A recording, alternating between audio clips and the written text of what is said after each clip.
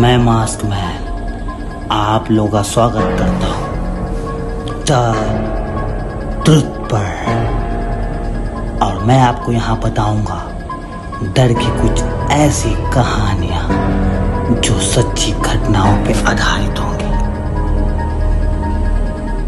आज मैं बात करने जा रहा हूँ एक ऐसे शख्स के बारे में जिसका नाम सुनते ही डर खौफ पे बदल जाता है।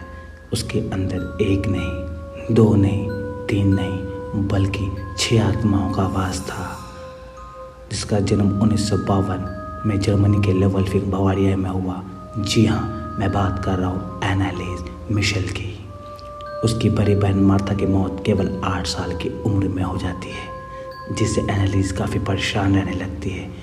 ये सब देखकर उसकी माँ उस पर नज़र रखने लगती है और एक पवित्र जीवन बिताने की सलाह देती है। एनालिस काफ़ी होशियार थी और उसे स्कूल जाना बेहद ही पसंद था। जब वो 16 साल की थी तो वो एक बार बेहोश हो गई। उनके दोस्तों से पूछताछ में पता चला कि वो ट्रांस स्टेट में चली गई थी। एनालिस के घर वाले काफ़ी कट्टरपंथी रवैये के थे, जिसकी वजह से उसकी मानसिक स्थिति काफ़ी ख़राब रहने लगी।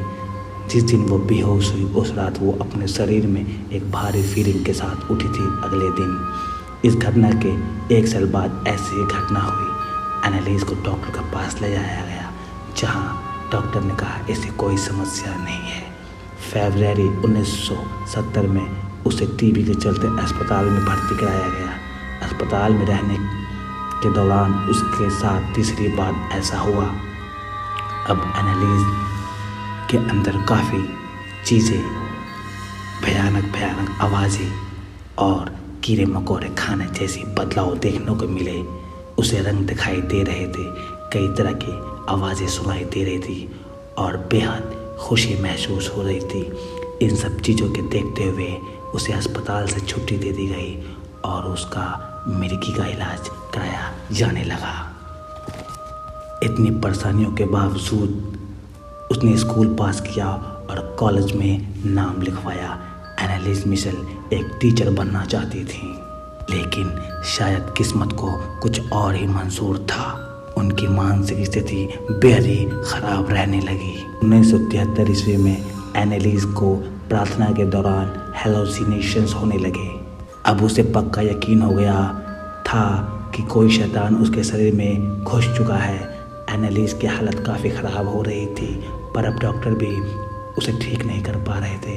अंत में उसे पादरियों के पास ले जाया गया, लेकिन वहाँ हालत बद से बदतर होते जा रहे थे। उसकी हालत इतनी ख़राब होने लगी कि वो कोयला, कीड़े मकोड़े तक खाने को तैयार हो गई और कभी कभी तो वो अपने ही कपड़े फाड़ दिया करती थी।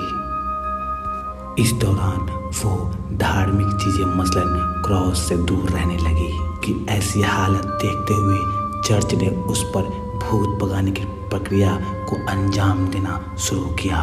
इस प्रक्रिया में 67 सेशन थे और हर एक सेशन 1 घंटे का था। जब पादरियों ने एनालिस पे सेशन स्टार्ट किया तो उन्हें ये महसूस हुआ कि एनालिस के अंदर 1 नहीं, 2 नहीं, बल्कि 6 आत्माओं ने अपना घर कर रखा है। पादरियों ने जब पूछा कि कौन हो, तब उसने एक एक करके बताना स्टार्ट किया कि उसके अंदर केन, नेरो, जुडास, लीजियन, बिलियल, लूसीफर नाम जैसे आत्माएं उसके अंदर घुस चुकी हैं और एनालिस ने खाना पीना भी छोड़ दिया था। इतनी परेशानियों के बाद एनालिस कहाँ जिंदा रहने वाली थी। सन 1976 में उसने दुनिया को अलविदा कह दिया। डॉक्टरों के मुताबिक उसके दांतों में फ्रैक्चर था, आंखें काली पड़ गई, शरीर पर चोट के निशान भी थे। आखिर एक नॉर्मल इंसान कैसे 6 आत्माओं को एक साथ अपने शरीर में झेल सकता है। हालांकि एनालिस ने ऐसा किया। वो काफ़ी परेशान थी, वो छुटकारा चाहती थी और उसे दुनिया से जाना ही पड़ा।